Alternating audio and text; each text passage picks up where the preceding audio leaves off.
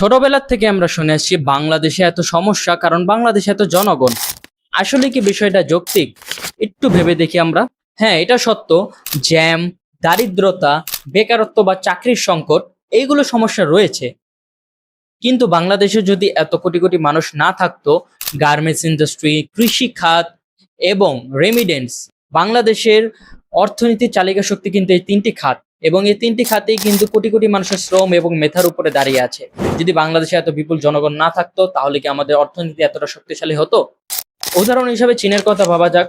চীনের লোকের একসময় ভাবতো তাদের দেশে এত সমস্যা কারণ তাদের দেশে এত জনগণ। কিন্তু এখন কিন্তু চিত্রটা সম্পূর্ণ উল্টো। কেননা তারা তাদের জনসংখ্যাকে জনশক্তিতে রূপান্তরিত করেছে এবং দক্ষ কারিগর করে তুলেছে তাদের জনগণকে। যার ফলে তারা প্রযুক্তির দিক দিয়ে, সামরিক দিক দিয়ে এবং অর্থনৈতিক দিক দিয়ে বিশ্বের অন্যতম একটি শক্তিশালী দেশে পরিণত হয়েছে।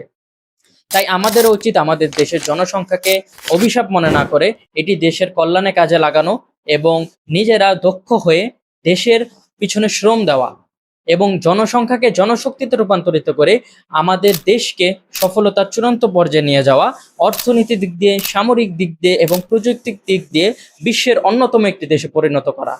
তাই নিজের দেশকে ভালোবাসুন, নিজের জনগণকে ভালোবাসুন এবং একে অন্যকে সাহায্য করুন। সবাই ভালো থাকবেন। আল্লাহ হাফেজ।